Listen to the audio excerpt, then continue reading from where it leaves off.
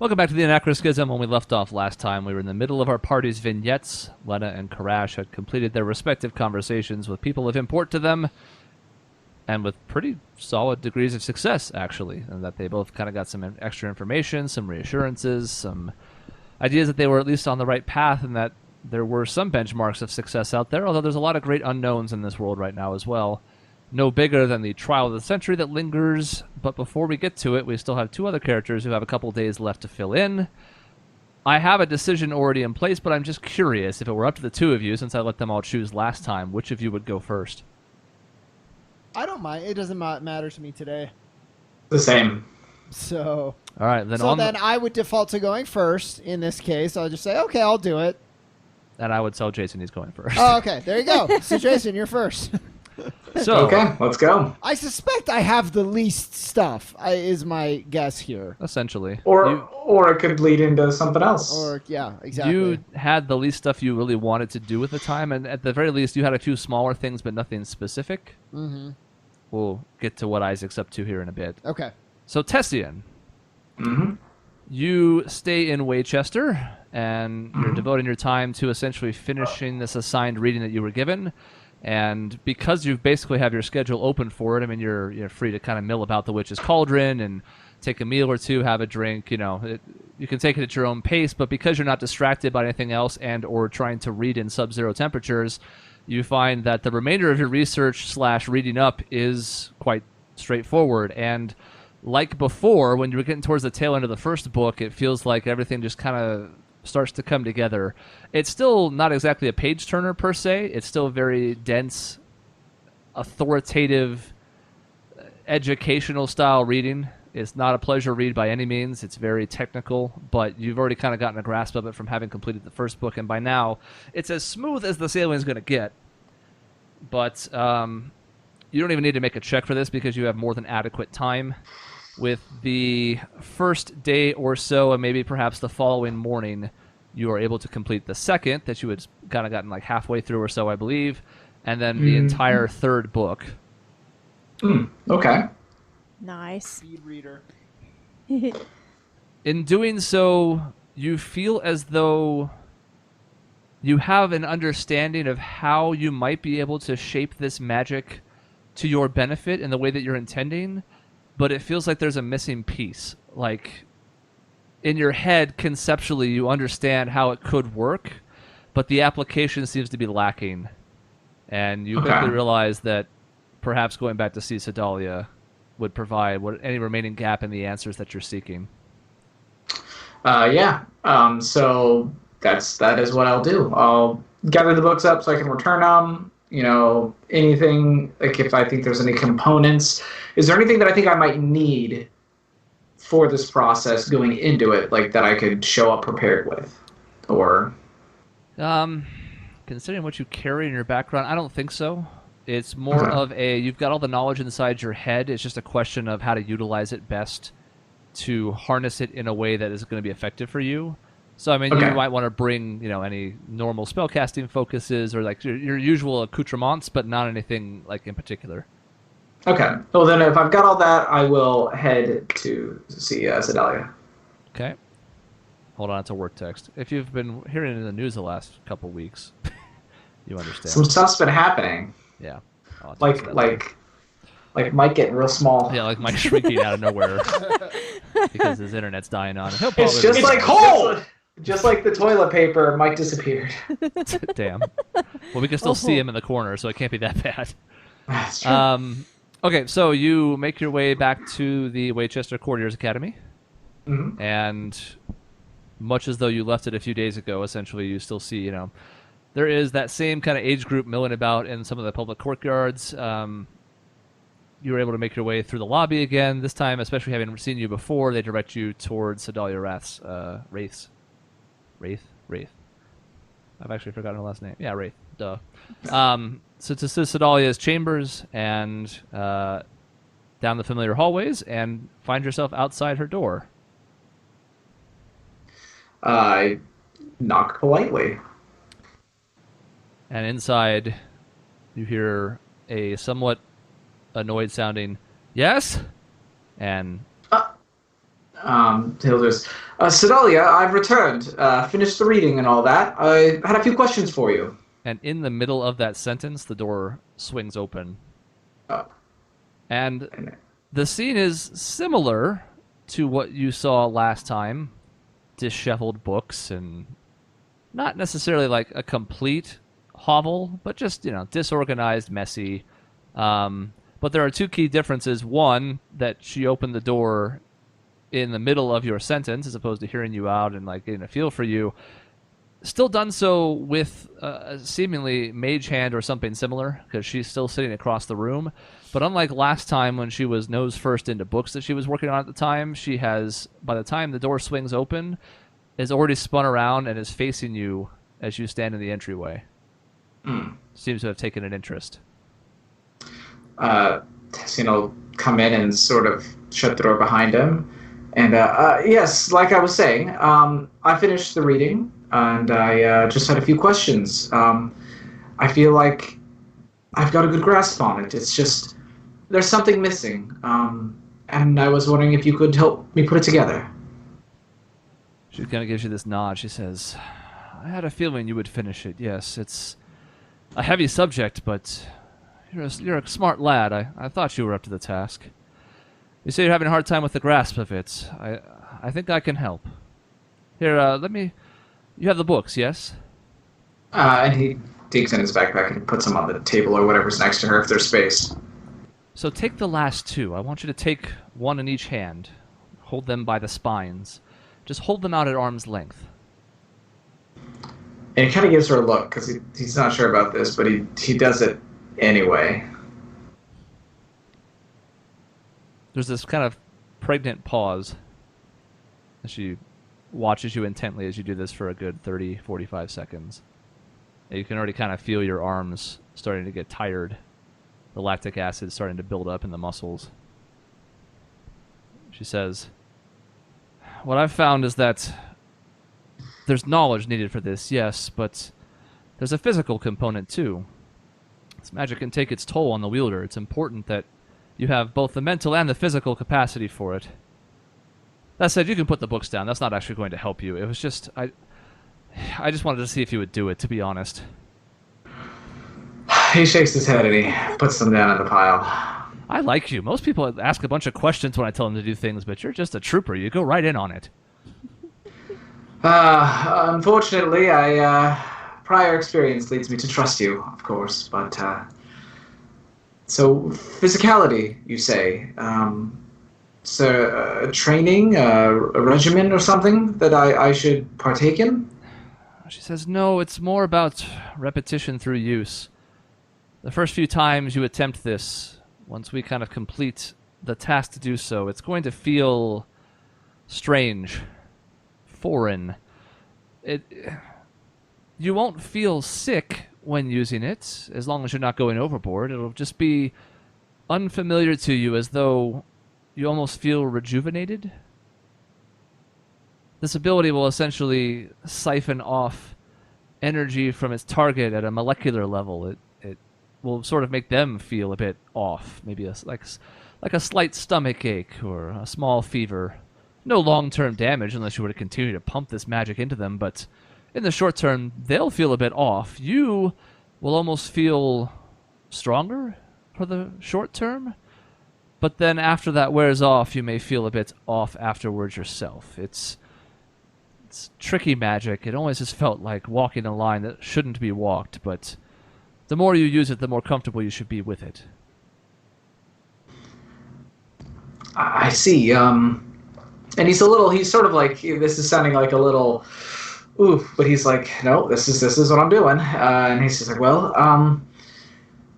what do I need to do to start this, to do it the first time?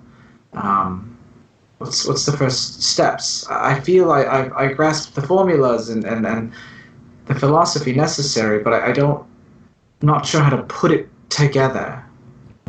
I'll have you make an Arcana check. Okay. All my spells. Don't need spells. Need Arcana. A shocking grasp check. Oof. Not 7. Roll a 2. She says, so now you understand how it works, but it's about making that connection. Your brain knows what it has to do, but your body is unfamiliar with this particular school of magic. I would imagine that to this point, especially more recently as you've used them more, you've had your other spells that you can sort of use without thinking, right? Yes, they come quite naturally to me. The key to this is it comes from a different part of you. It's something you have to find in yourself. I tell what few other people I've worked with this on that they almost want to center it in their chest. You're trying to find this focal point inside of you that almost cuts to the very core of you. It's about blocking out other distractions. As you go on, this won't be a necessary step anymore, but in the beginning, your instinct is going to be to cast it from somewhere else inside of you, somewhere else you can do without thinking that doesn't tap into your own resources, and it won't work for this particular school of magic. It's different. It's almost as though whether you're imbuing life into things that do or do not have it, or taking it from others that do or do not have it, it channels a different part of the body than anything you've experienced to this point. How do I explain this? So she immediately grabs you by the shoulder and pushes you into a chair. Not roughly, okay, but firmly, just to be like, all right, come over here and sit down. This is going exactly where you thought it would. Yeah. She says, I want you to focus on this feeling of life inside yourself. Your breathing can help be a focal point for it. That constant in and out, that again, just like your casting, you don't think about unless you pay attention to it, and then you can't stop thinking about it until somehow you get back in your rhythm. If you can close your eyes for a minute. And he does. And he just sort of tries to listen to himself breathe, listen to his heartbeat if he can, the sort of rise and fall of his chest. He tries to focus inward as much as he can.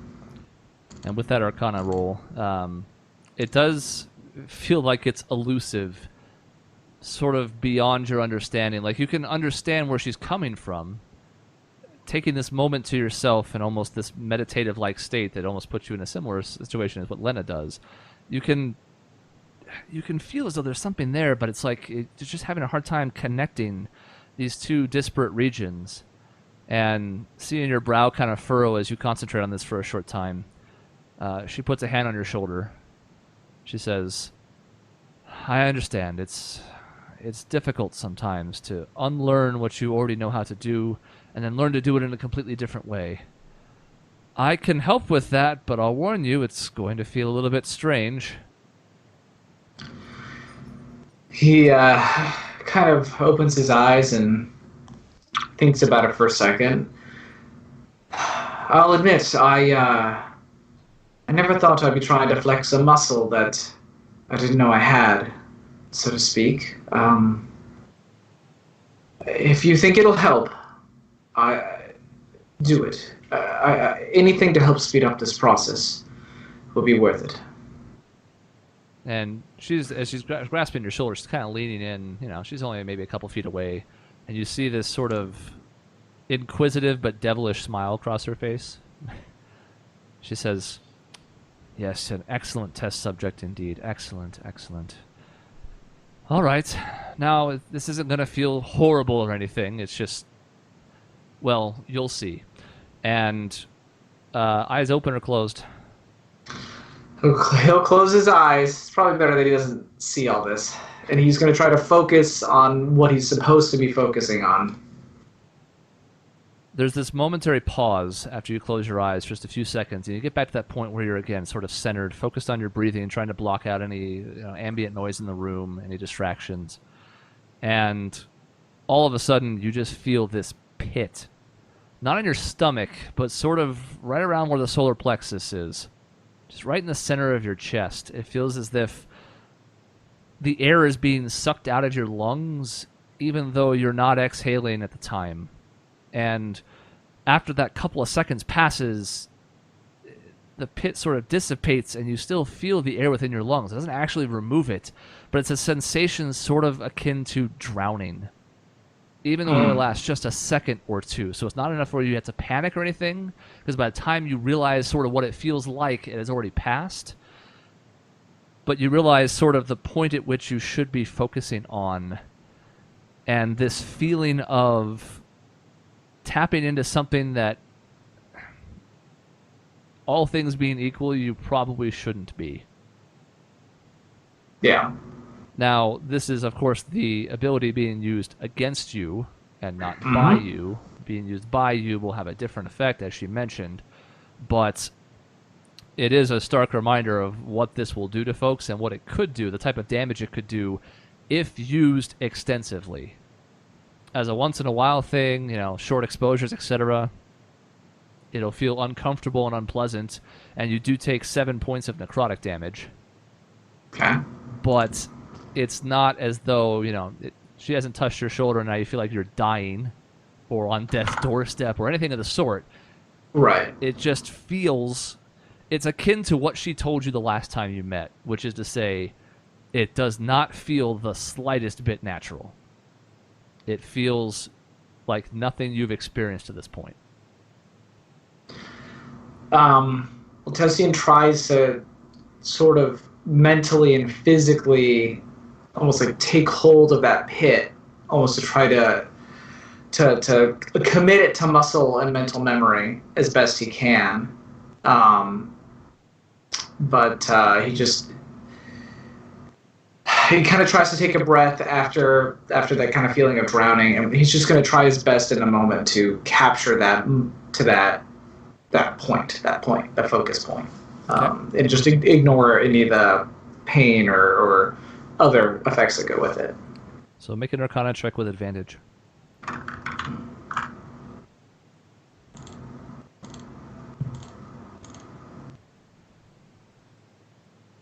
23.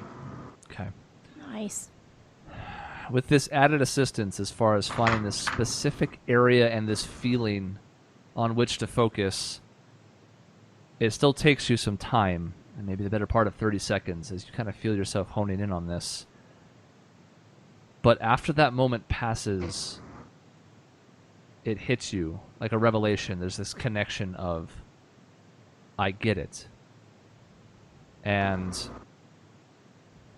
with a rush, your eyes open as this like flux of energy hits you, and you can see Sedalia like shaking her hand, having removed it from your shoulder. Mm-hmm. And despite the fact that she kind of looks like she still has that same kind of like mischievous smile. She goes, "That's it then." And you can see, having now kind of pulled that bit of energy from her, you regain 4 hit points. And the birthmark that kind of just covers that half of her face has flared up slightly, having had this drain from her. She says, Interesting. "Now you feel the other side of it. Doesn't do much to me anymore. I'm used to this feeling, especially in such small quantities, but now you see. But you also understand why this is so dangerous." I do. It's a perversion, but also a trade. An exchange of like kind in a way. A sort of embracing of a certain aspect of yourself to bestow it upon someone else, to establish an exchange. It's interesting. It's, amazing in a way. I didn't know that I could do such a thing. It is difficult work. It is not something that some people could ever pick up. Some because they lack the magical capabilities, but others because they lack the understanding, but also the temerity to dabble in something like this. Some people, when I talk to them about what this could be, back away just from the idea of it. They're not interested in experimenting. They fear that if they were to dabble too much with this power, they could become some kind of pseudo-god. But I've never had any interest in that, and using it in manners like this should never call too much attention to yourself. it looks like some kind of shadowy magic, but you're not going to be reanimating the dead or bringing back loved ones that don't belong here. It's just playing with that line. A line that could absolutely be crossed, but in this small of a manner, no one would be the wiser. Another tool, like any other. Exactly. Yeah. For some people, a tool is valuable, can be put to good use. For others, some of that power goes to their heads and they use it against others. To me, I have sort of played in this bridge between life and death for a long time, but I've never veered towards either side too much, and to me it's more interesting to figure out why things end up dead and what you could do to prevent it, because I have no interest in pushing this so far as to try and undo death once it has already occurred. Not to mention it would get me branded as a traitor, or worse, a heretic.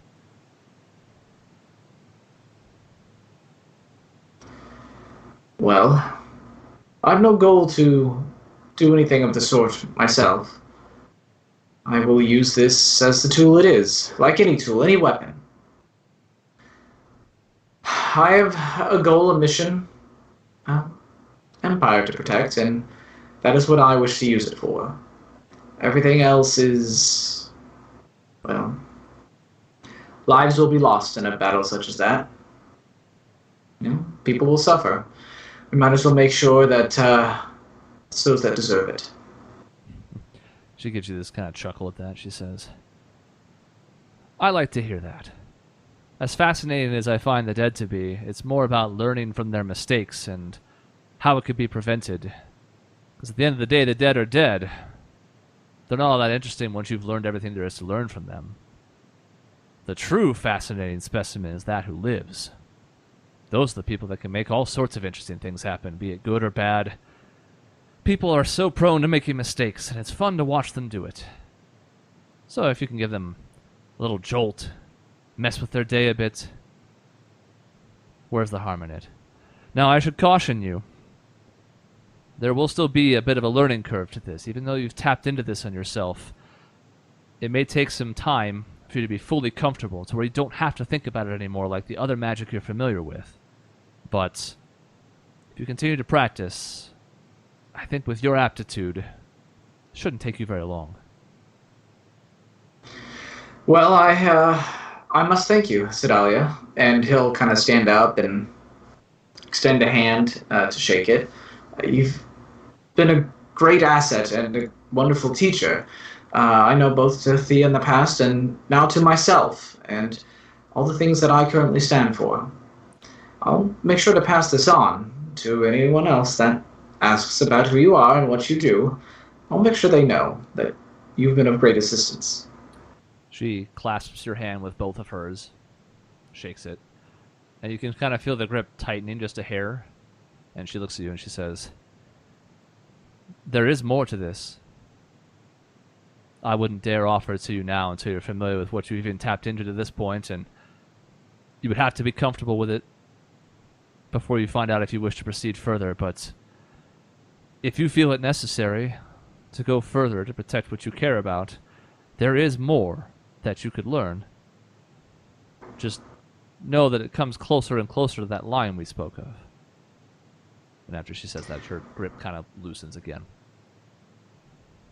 And Tessian nods and he says, well, most weapons are more dangerous the more effective they are. If it comes to that point, I'll be back. Will you pass me on a message to your family? Certainly. I don't think I ever properly thanked them for Lashkuin the Mad. That's a name you recognize. Mm-hmm. She says, a truly fascinating specimen, and it was an honor to study him, to research. I am not the best in social settings, and who knows why I didn't just write them a letter, but I was truly grateful for the opportunity. I did want to tell you and your family that having studied it so extensively, it does seem as though that particular dragon was taken by madness before its ultimate demise. As though something else were spurring its actions. It was driven to do things it would not have otherwise done before it was put down for threatening your city. I had thought at one point to try and push further to speak with it in some way. I've heard of mechanisms where you could actually engage in short conversations with those who have passed if you have access to the right type of spiritual magic, but it's beyond my grasp. And when I attempted to channel my own power into it, it left me unconscious for just over 2 days. So I left it alone after that, but from the months I spent with it, something changed it, corrupted it, swayed its actions before it died. It might be worth talking to the gold petals at some point. They are among the best positioned to understand dragons in this day and age.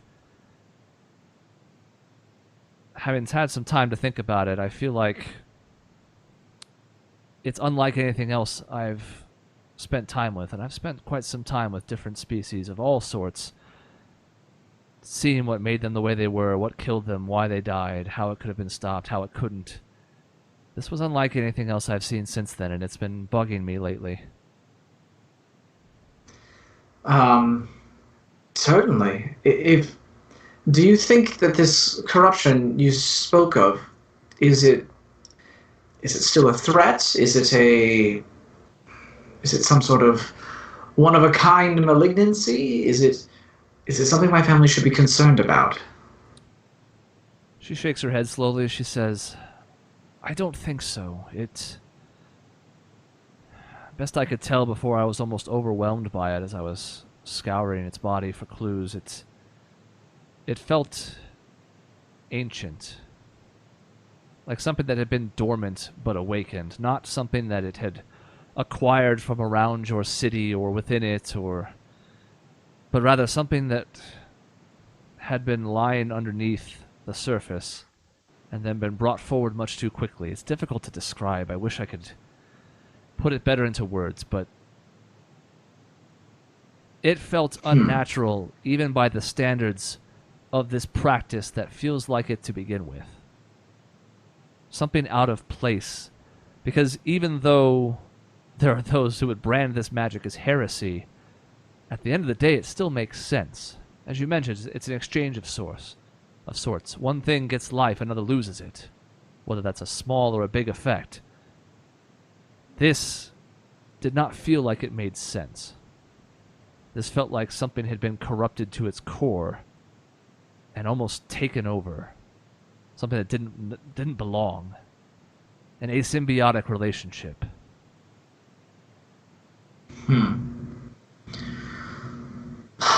Well, without knowing what this is, I suppose we can't rule out it being a threat to other things.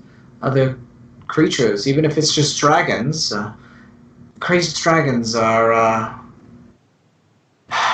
from personal experience, I can assure you, nothing to scoff at. I will pass on your message, and I will see about addressing the gold petals on this matter as well. If they wish to contact you about this and what you've learned, I assume that's okay? Absolutely. Anything that helps me understand it better, and of course if they want to send Thea to do so. But they can communicate with me by any means they see fit. I don't plan on leaving the academy for the short term. Of course. Once again, I thank you. I will gladly pass it on, and I'll talk to my mother about this ongoing research of yours. Anything we can learn about Lashgowin, and it was a dark time for my people and our city, and although many good things eventually came of it, it was the closest we've come to losing everything.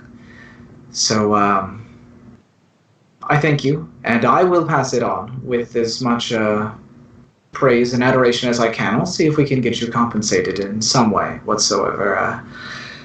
But this research of yours, I will not drop it. I have much to think on, I suppose. She gives you sort of a solemn nod. She says, "It is not a light undertaking, but given your background and the conversations I had with Thea over the years, it was a burden I thought you could carry. And one that you could stop doing at any time. If you put this into practice and you feel as though it's pushing boundaries you do not wish to push, you're not beholden to me or anything else. It's not like you're required to keep experimenting with the magic and seeing how it goes. But I think at the end of the day, you'll know what's best." Well, I appreciate your trust and everything that you've taught me so far. I suppose I must ask, is there a place here at the Academy where I could try to learn other spells, other things of the sort, rituals and the like, anything else that might assist me in my journey? I would greatly appreciate it, but you've already done a great deal for me, and I would not push my luck. She thinks on it for a second. She says, "Well,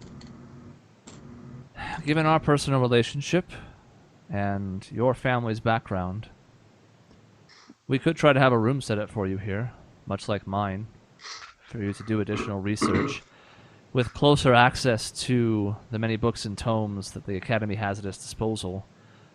You probably won't find things quite on as high of a level as I have access to, but depending on the breadth of knowledge you wish to acquire, there could be resources here for you.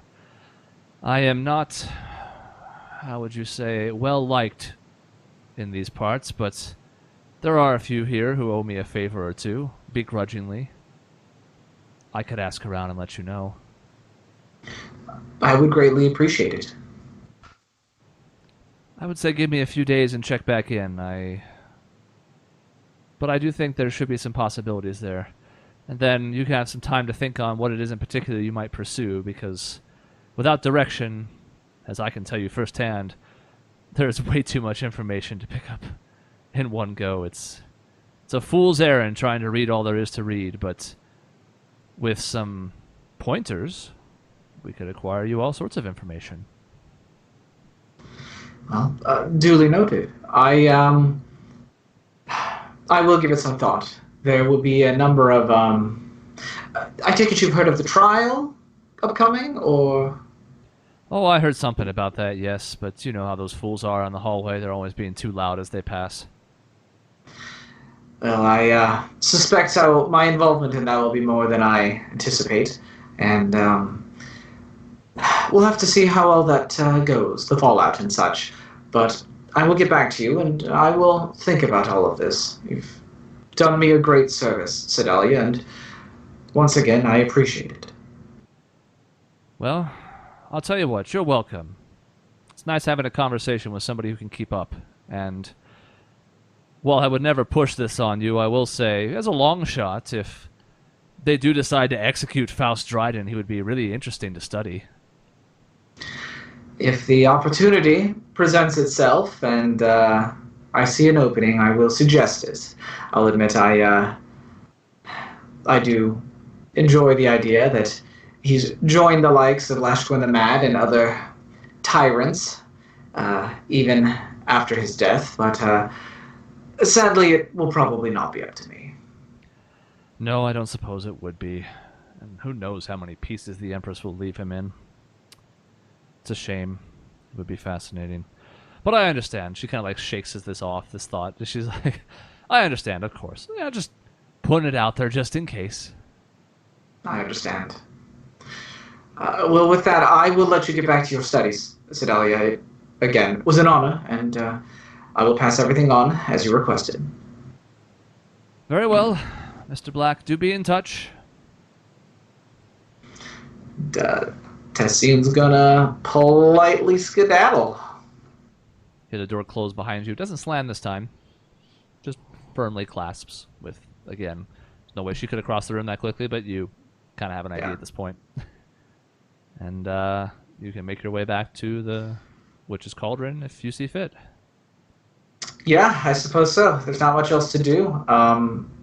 He'll do just that, and he'll probably get to writing some letters himself, both to his mother in Black Harbor and to the Gold Petal estate as a whole, since he's not really sure where Thea is or anything of the sort.